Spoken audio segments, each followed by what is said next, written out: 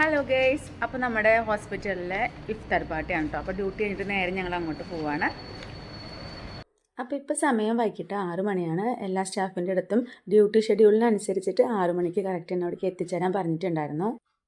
ഇത് ഞങ്ങളുടെ ഹോസ്പിറ്റലിലെ എല്ലാ വർഷവും പേഷ്യൻസിനും അതുപോലെ തന്നെ ബൈസ്റ്റാൻഡേഴ്സിനും നമ്മുടെ സ്റ്റാഫുകൾക്കൊക്കെ ആയിട്ട് നോമ്പ് തുറ ചെറിയ രീതിയിലാണെങ്കിലും അവരോട് സെറ്റ് ചെയ്യാറുണ്ട്. അതിപ്പോൾ എല്ലാ വർഷവും ഇതുവരെ മുടങ്ങാതെ അങ്ങനെ നടന്നുകൊണ്ട് വരുന്നുണ്ട് കേട്ടോ. അത് അവിടെ അങ്ങനെ നടക്കുന്നുണ്ട്. ഞങ്ങൾ ഇഫ്താർ പാർട്ടിക്ക് പോകാനായിട്ട് റോഡ് ക്രോസ് ചെയ്യാൻ നിൽക്കുമായിരുന്നു കേട്ടോ. കുറച്ച് സമയം തന്നെ അവിടെ നിൽക്കേണ്ടി വന്നിട്ടുണ്ട്. അങ്ങോട്ട് അപ്പുറത്തേക്ക് കിടക്കാനായിട്ട് ഭയങ്കര ബുദ്ധിമുട്ടൊരു ടാസ്ക് തന്നെയാണത്. എല്ലാവരും കൂടി ആയപ്പോൾ അങ്ങോട്ട് കടന്നു. ഞങ്ങളുടെ ഹോസ്പിറ്റലിൻ്റെ അടുത്ത് തന്നെ ഉള്ള സ്പെഷ്യൽ സ്കൂളാണ് കേട്ടോ. നല്ല ഭംഗിയാണ് കാണാനായിട്ട്. കുഞ്ഞു കുഞ്ഞു ക്ലാസ് റൂംസൊക്കെ നല്ല രസമായിട്ടൊക്കെ അവരവിടെ ചെയ്തിട്ടുണ്ട് കേട്ടോ. അതേപോലെ തന്നെ കുട്ടികൾക്ക് കളിക്കാനൊക്കെ ആയിട്ടുള്ള പ്ലേ ഗ്രൗണ്ടൊക്കെ നല്ല വലിപ്പത്തിലുണ്ട്.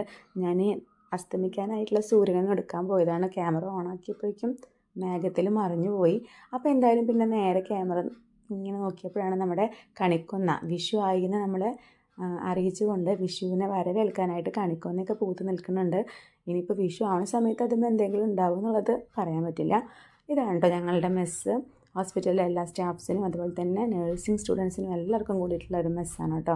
അപ്പോൾ അവിടെ കയറിയപ്പോൾ ഞങ്ങളുടെ കൂടെയുള്ള ഒരാൾക്ക് നല്ല തലവേദനയൊക്കെ പറയുന്നുണ്ടായിരുന്നു.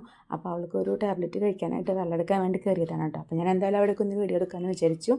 അങ്ങനെ ഞങ്ങൾ ഇഫ്താർ പാർട്ടിയുടെ അവിടത്തേക്ക് എത്താനായിട്ട് പോകാൻ കേട്ടോ. ഞങ്ങളുടെ മെസ്സിൽ വെച്ചിട്ടൊന്നും അല്ലായിരുന്നു കേട്ടോ ഇഫ്താർ. അങ്ങനെ പോകുമ്പോൾ ഞങ്ങൾ സ്റ്റാർട്ടിങ്ങിൽ കയറുമ്പോൾ തന്നെ അവിടെ മുന്തിരി ജ്യൂസൊക്കെ ഇങ്ങനെ സെറ്റാക്കിക്കൊണ്ടിരിക്കുന്നുണ്ട് കേട്ടോ.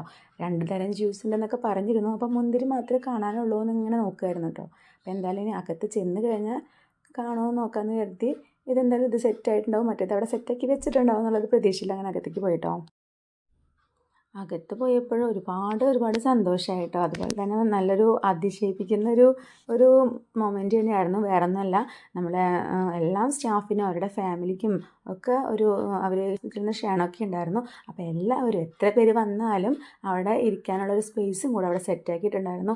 നല്ലൊരു ഹാപ്പി മൊമെൻ്റ് തന്നെയാണ് കേട്ടോ. കാരണം എന്താണെന്ന് വെച്ചാൽ നമ്മൾ എല്ലാ വർഷവും നമ്മൾ ഹോസ്പിറ്റലിൽ ഇങ്ങനെ സ്റ്റാഫിന് വേണ്ടിയിട്ട് ചെയ്യാറുണ്ട് ഇഫ്താർ പാർട്ടി.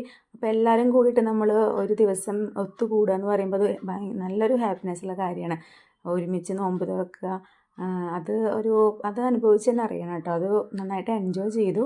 അങ്ങനെ നമ്മുടെ എല്ലാവരും അവിടെ സെറ്റ് ചെയ്യുന്നുണ്ട് കേട്ടോ. അപ്പോൾ ജ്യൂസ് വന്നിട്ടുണ്ട്.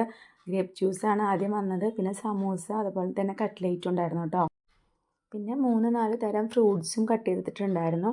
അതേപോലെ നമുക്ക് ഗ്രേപ്പ് ജ്യൂസ് കൂടാതെ തന്നെ ടെൻഡർ കോക്കനട്ടിൻ്റെ ജ്യൂസും കൂടെ ഉണ്ടായിരുന്നു. അപ്പോൾ 2 ജ്യൂസ് ഉണ്ടായിരുന്നു എന്ന് പറഞ്ഞത് കറക്റ്റ് തന്നെയായിട്ടോ. അപ്പോൾ എന്തായാലും ഇതൊക്കെ കഴിക്കാനായിട്ടുള്ള കാത്തിരിപ്പാണ്. ബാങ്ക് വിളിക്കാനുള്ള ഒരു കാത്തിരിപ്പിലായിരുന്നു കേട്ടോ ഞങ്ങളെല്ലാവരും. അപ്പം പരസ്പരം എല്ലാവരും അങ്ങോട്ടും ഇങ്ങോട്ടൊക്കെ ഇപ്പം നമ്മൾ ഹോസ്പിറ്റലിലെ ഓരോരുത്തരും ഓരോ തിരക്കിലായിരിക്കും. ഓരോ ഡിപ്പാർട്ട്മെൻറ്റിലേക്ക് നമുക്ക് അങ്ങനെ കയറിയിട്ട് ഓരോരുത്തരും അങ്ങനെ കണ്ട് സംസാരിക്കാനുള്ള ടൈമൊന്നും കിട്ടില്ല.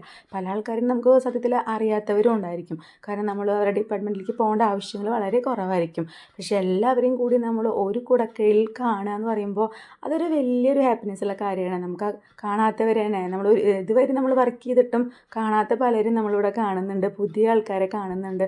അതുപോലെ തന്നെ അങ്ങനെ ഓരോരുത്തരും നമ്മൾ പരിചയപ്പെടുന്നുണ്ട്. അപ്പോൾ എല്ലാവരും കൂടി കണ്ട് സംസാരിച്ച് ആ പരസ്പരമുള്ള സ്നേഹവും അതുപോലെ തന്നെ ആ ഒരു ഫ്രണ്ട്ഷിപ്പൊക്കെ ഒന്നുകൂടെ പുതുക്കുകയാണ് കേട്ടോ.